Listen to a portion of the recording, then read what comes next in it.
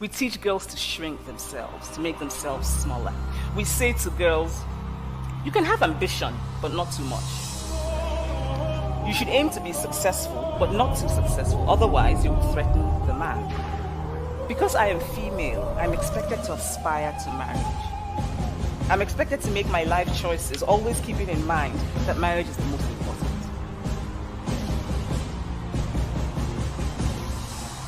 During their working life, about 7% of women have been subjected to some type of sexual blackmail or harassment.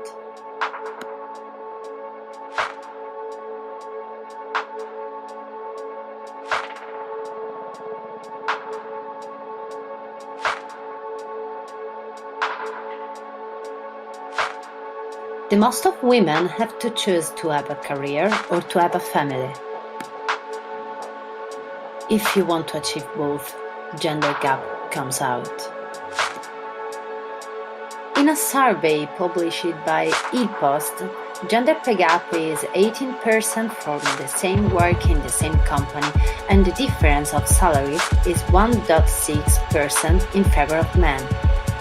This glass ceiling extends on average to the boardroom in all companies. There is only one woman for every 9 men at the meeting room table. At university level in 2009, nearly 60% of graduates were female. If that trend continues, by 2025 it will be closer to 70%. Women and men are still choosing different study or career paths.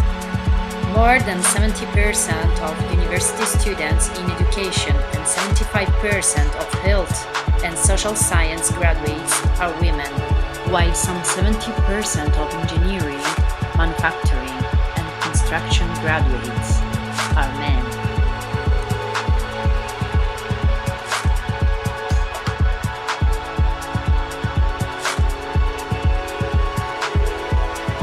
But gender pay gap is a problem that affects every sector, also the film industry. In Columbia Pictures, British Film Institute, BBC, Walt Disney, Warner Bros., women's rate is always lower than men. It knows very well Jennifer Lawrence that write an essay for Lenny Letter entitled "Why Do I Make Less Than My Male Co-Stars?"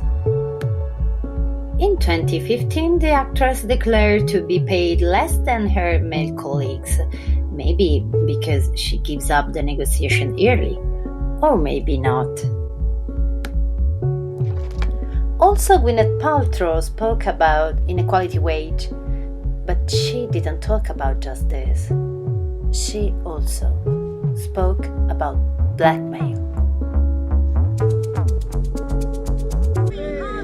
Harvey Weinstein was the king of Hollywood, a mogul with 81 Oscars to his name. The Harvey I knew was brilliant. I mean, truly a brilliant man. He ran this town. He was the guy. But we'll show you what actually happened behind his locked office door. The game was about power. It was about making you capitulate, making you give in. Forcing seduction on you. And speak to those who say they paid an awful price for being in Weinstein's world. We knew. Everybody knew. Everybody knew.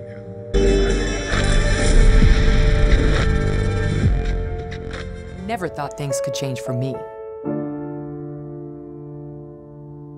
Honestly, I was furious.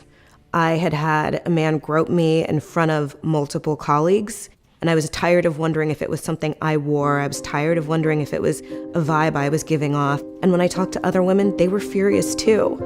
I felt that if I can speak out, maybe if I just stand up, then someone else will stand up with me.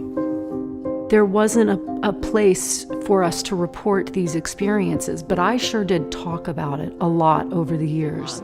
I was a smart young woman that had gone to college, that knew how to fight, and I still was manipulated and conned. I felt ashamed that I hadn't spoken out sooner, not having the strength earlier on to make it stop. The feeling of being humiliated as a woman, in a certain point you think, is it my fault? Calling gender violence, a women's issue, is part of the problem. By the way, we owe it to women, there's no question about it, but we also owe it to our sons. We also owe it to young men who are growing up all over the world in situations where they didn't make the choice to be a man in a culture that tells them that manhood is a certain way. They didn't make the choice. We that have a choice have an opportunity and a responsibility to them as well. We need more men with the guts, with the courage, with the strength, with the moral integrity to break our complicit silence and challenge each other and stand with women, not against them. To achieve the goal developed by United Nations, women should have the same possibility to work full-time or part-time based on their needs.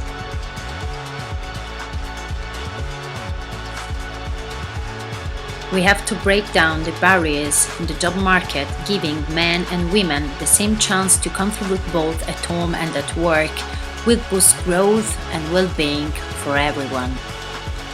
I hope that going forward, men and women working together can begin the change and the transformation that will happen so that future generations won't have the level of tragedy that we deal with on a daily basis. I know we can do it.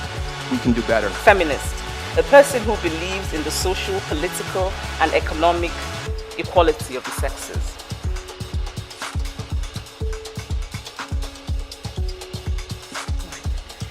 Thank you so much to the Television Academy for this, and to the incredible cast and crew who worked so hard to make this TV show, especially you, Sammy Rockwell. I know how hard you worked.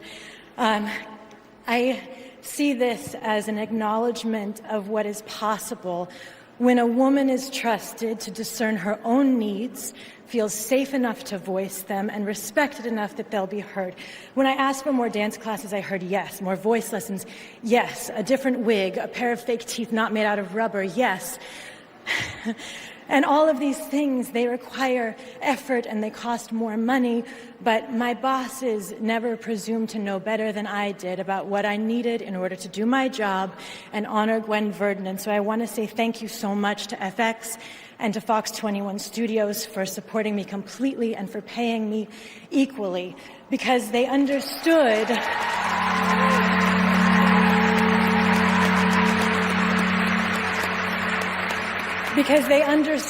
that when you put value into a person, it empowers that person to get in touch with their own inherent value. And then where do they put that value? They put it into their work.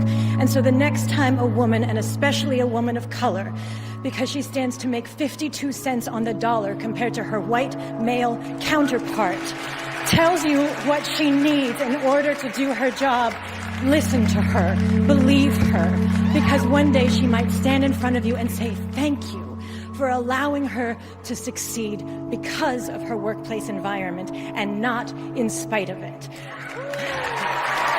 Thank you. Thank you. Matilda, this is for you like everything else.